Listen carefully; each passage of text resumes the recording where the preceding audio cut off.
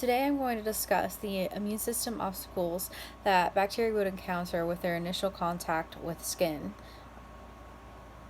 and then what would happen if they entered the body through a cut or some sort of wound.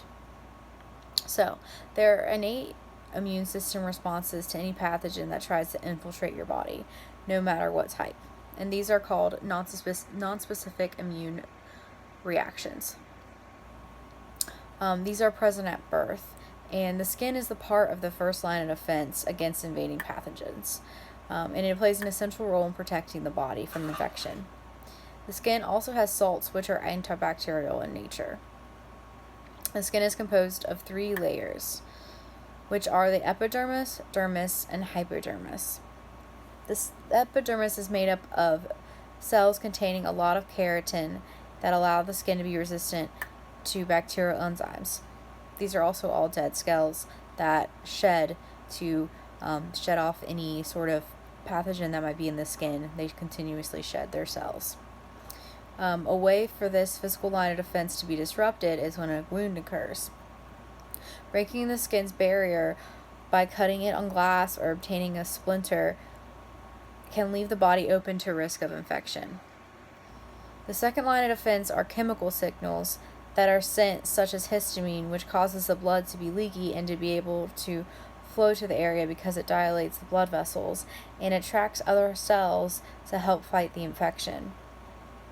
This causes inflammation to occur on the skin, and it becomes red, swollen, and hot. Phagocytes are membrane-bound vesicles that eat pathogens.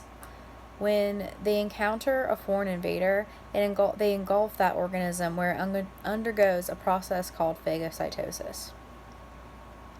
The phagocyte creates a pseudopod that entraps the pathogen that then enters the phagosome.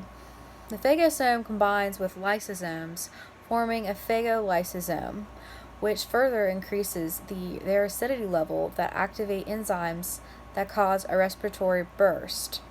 This then leads to an increased uptake of oxygen to produce oxygen-based species that are antibacterial. Also, bacteria doesn't like very high acidity environments.